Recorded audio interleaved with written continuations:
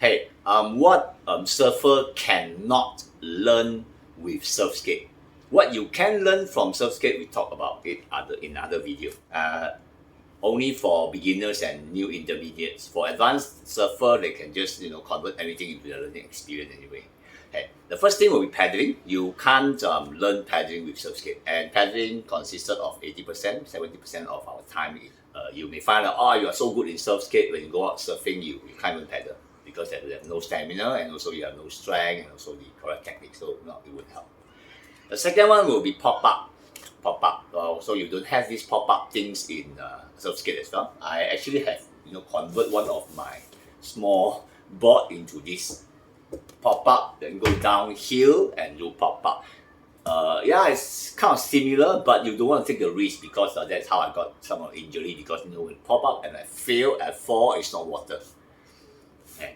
Then the third one will be your surfboard, the weight and also the response time, the reactions pattern. Okay, a Surfskate, sometimes people like to go smaller, sometimes people think that it is more maneuverable. But the thing is that when you convert the same motions to the surfboard, it's very different because surfboard is bigger. The surfboard, when it's wider, the center of pivot will be very different.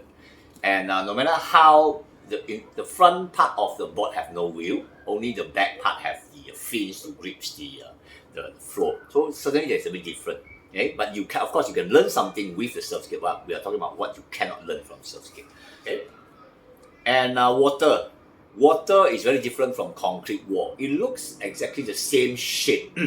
But then when a Surfskate go onto the wall, actually with the wheel, your body, the weight will actually push by the concrete block, and then your body will adjust to the curve.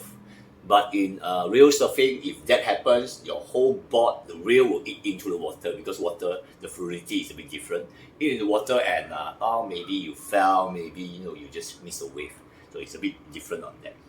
And also how to read the wave. On concrete wave, you can see it is always there. It's not moving at all, and the form don't change. So your response is an anticipation. You can expect what will happen down the road. You can plan your road.